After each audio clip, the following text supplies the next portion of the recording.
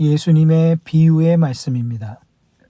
한 포도원 주인이 농부들에게 세를 주고 타국으로 출타합니다. 때가 이름에 포도원 소출에 얼마를 바치게 하려고 한 종을 보냈는데 농부들은 그 종을 몹시 때려 빈손으로 보냅니다. 다른 종들을 보내도 똑같이 대우합니다. 이에 포도원 주인은 농부들이 자신의 아들은 존경할 것으로 알고 보냈지만 농부들은 상속자인 아들을 죽이고 그 유산을 자신들의 것으로 만들자며 그 아들마저 죽입니다. 예수님께서는 그 포도원 주인이 돌아와 농부들을 진멸하고 포도원을 다른 사람에게 줄 것이라 말씀하시며 비유를 마무리하십니다. 이에 비유를 듣던 사람들은 그런 일이 일어나지 않기를 바란다고 말합니다. 예수님의 비유를 들은 서기관들과 대제사장들은 농부들이 자신들을 지칭하는 것임을 알고 예수님을 잡으려 하였으나 백성들이 두려워 그렇게 하지 못합니다. 농부들의 모습을 자세히 들여다보면 그 모습이 당시 종교 지도자들의 모습이며 또한 얼마든지 우리의 모습이 될 수 있음을 알 수 있습니다. 농부들의 속마음을 14절에서 볼 수 있습니다.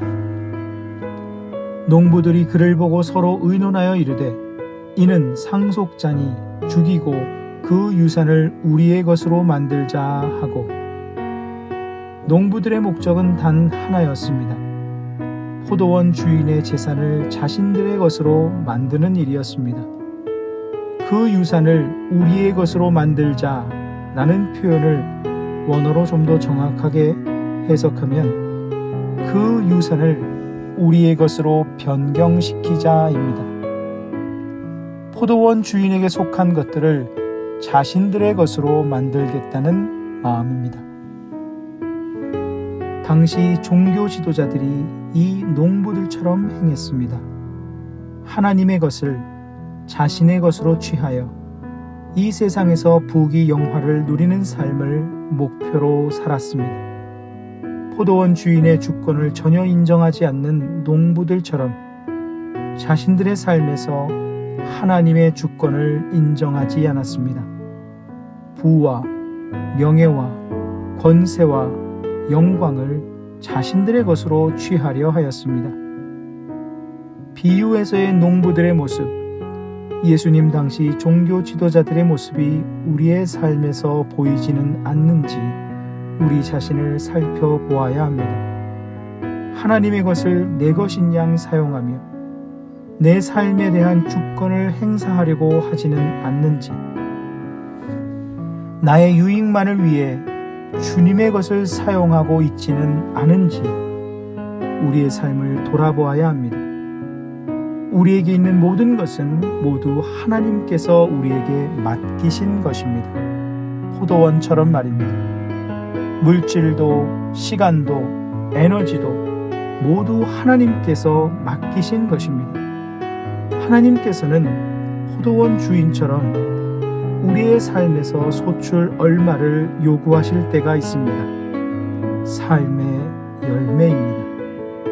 이 열매는 내게 맡기신 것을 주님을 위해 사용하는 헌신의 삶을 통하여 맺히는 열매입니다. 나만을 위하여, 내 자신의 욕심만을 위하여 살며 그 맡겨진 포도원을 경작하였다면 포도원 주인이신 하나님께 드릴 소출이 없습니다.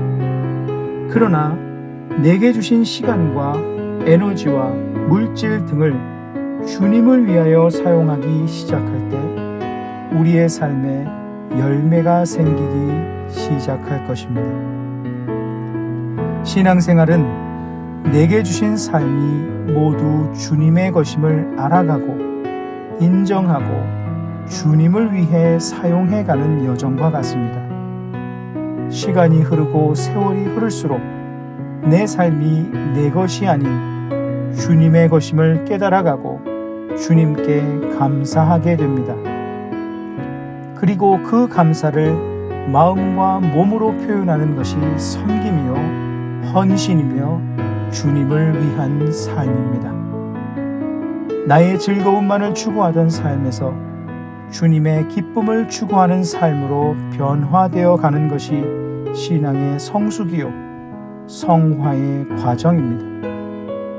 나는 오늘 누구의 기쁨을 위해 내게 주신 삶을 살아가고 있습니까? 오늘 말씀을 기억하시며 기도하는 시간을 가지십니다.